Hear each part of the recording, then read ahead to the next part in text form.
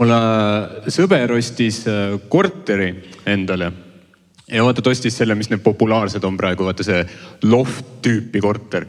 Ja siis ta ütles, et lemmikasi seal juures on see, et seal on kõrged laed. No mingi 4,5 meetrit on ju, siis kogu aeg räägib nagu uskumatult kõrged laed on mees, nagu nii palju avarust, nagu nii kõrged laed mees, nagu ülikõrged laed on mees, nagu laed on nii kõrged mees, nagu nii kõrged laed, täiega kõrged laed on mees.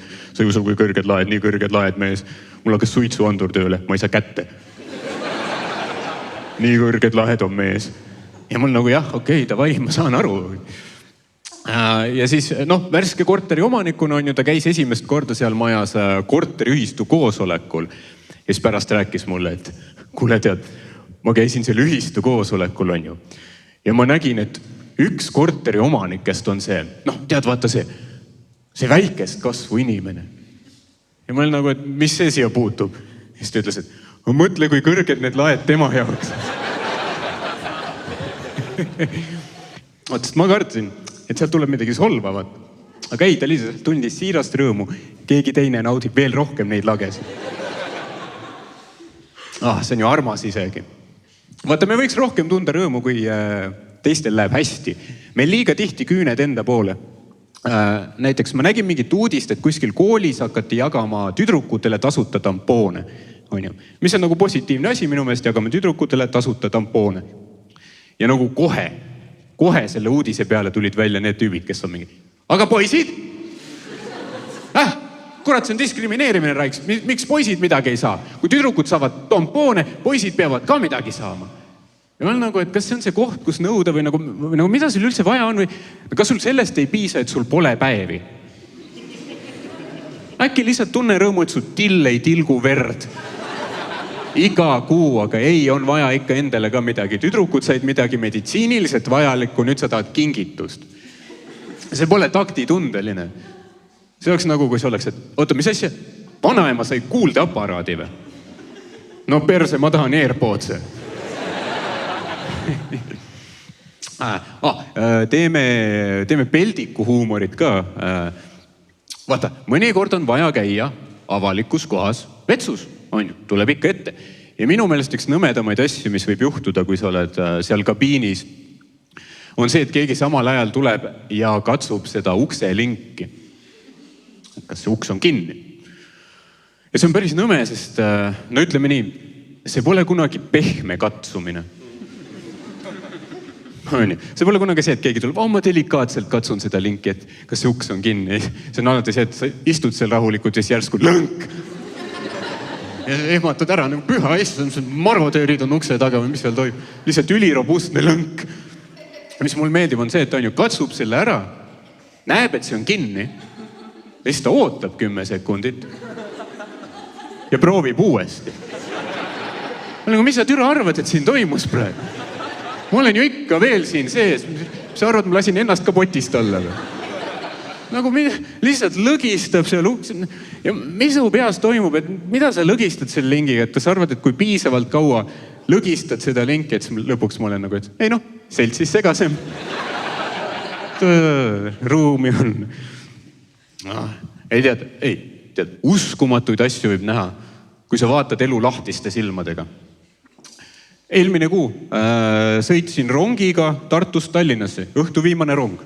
Ja väga vahva 2,5 tundi oli, sest minu vagunis oli joodik. Ja see Elroni töötaja, see tädi, ta teadis täpselt, mida selles olukorras teha. Sest ma olen varem ka näinud joodikuid rongis. Ja tavaliselt see Elroni tädi, ta on soliidne daam. Ta ei oska joodikuga rääkida nii, et tema aru saaks. Ta läheb nagu liiga ametlikul toonil tema juurde, et nagu härra, aga kas te teate, et sisekorreiskirja järgi on keelatud vagunis alkoholi tarbida? Siis parmu argument on, et ilmselgelt nad ei ole samal lainel. Liiga ametlikult läks peale.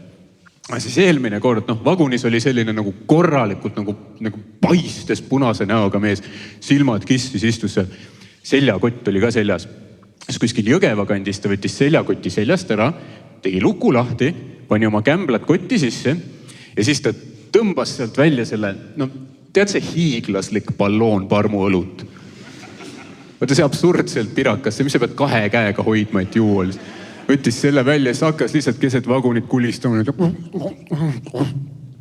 Ja see Elroni tädi nagu kõndis temast mööda, jäi vaatama ja lihtsalt ütles, oi, see ei ole rongijook. Ja saad aru, see tüüp oli nagu, oi vabandust. Ja panigi kotti tagasi. Mul pole midagi sellist eales näinud. No, nagu see tädi hammustas läbi, kuidas sa pead joodikuga rääkima. On ju, sest purjus mees on põhimõtteliselt lihtsalt suur laps. Ja see tähendab, et sa saad temast ema energiaga üle sõita. See on väga kasulik, jätke meelde. Ma ei tea, ma arvan, naistel teil ikka vahepeal kuskil klubis või mis iganes kohas. Vaata, ikka mingi purjus tüübid mõnikord tulevad juurde. Pihv, hea perse. Siis mis sa teed on niimoodi, et sa vaatad talle otsa, oled nagu, oi, sul on ammu uneaeg.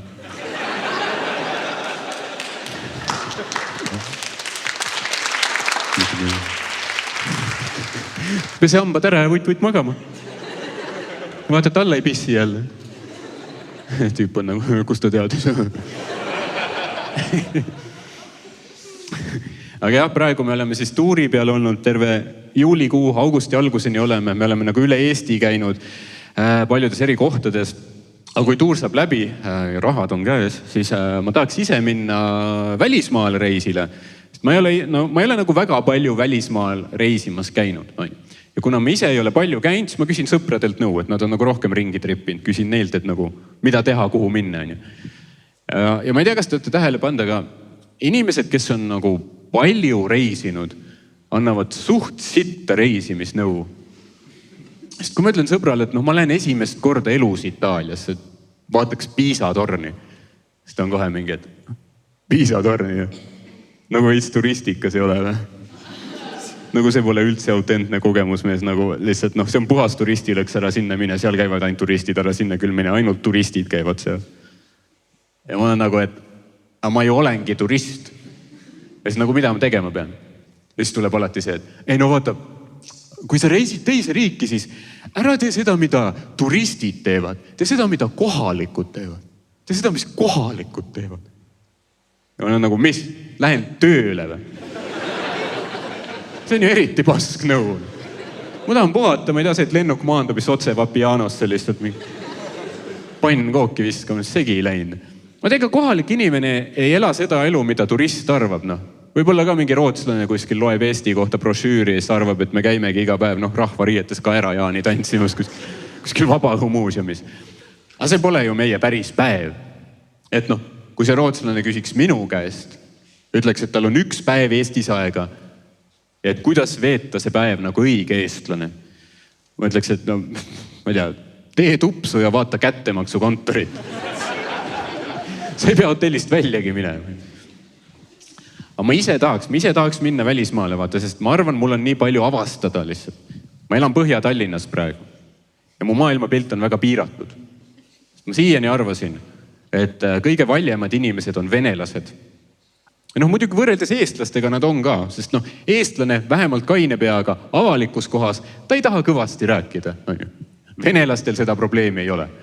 Nagu neil on igal pool mugav. Kui venelasel on jutt vaja rääkida, see saab räägitud. Vahet pole kus, rahvas täis buss, jumala pohhui. Ühel tüübil oli sõbral sünnipäev, tal oli vaja õnnitleda. Siis lihtsalt tõmbas kõne peale, number 33 bussis, järsku üle terve rahva käib. Tima, sterroštenia temančikna! Что я, нихуя си, блядь, уродный мать, сука. Давай, говорит пацаны, давай, блядь. Ja jutud räägitud, ei mingit pinget. Kõne kinni ja kontrollis pileteid edasi.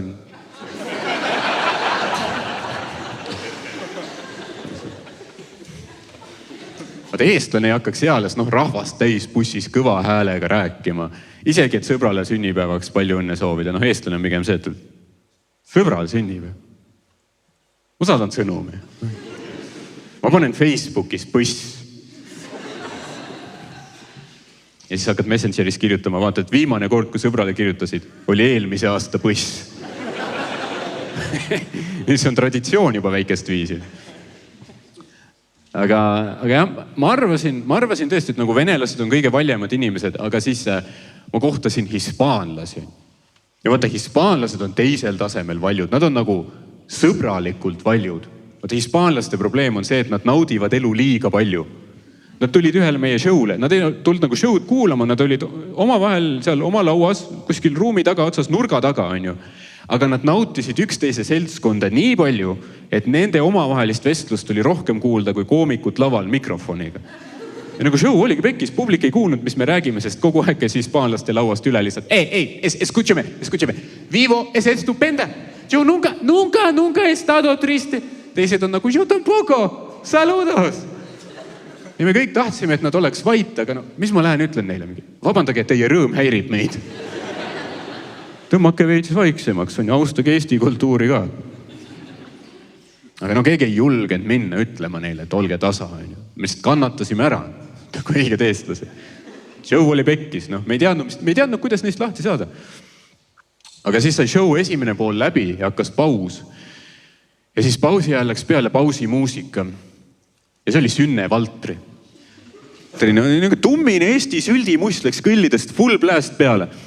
Ja minutiga see hispaanlaste laud oli tühi. Vaatasin, et osta raisk. Juba teist korda ajaloos me laulsime ennast vabaks. Ja vaata, minu meelest laulev revolutsioon on üks imelisemaid hetki meie ajaloos. See on võimas hetk, see on vägev hetk. Aga ta on natuke naljakas ka.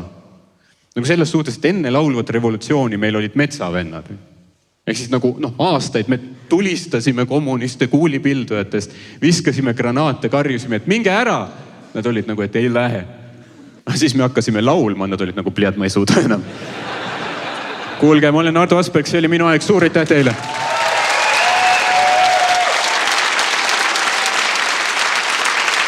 See oli Ardo Asperg!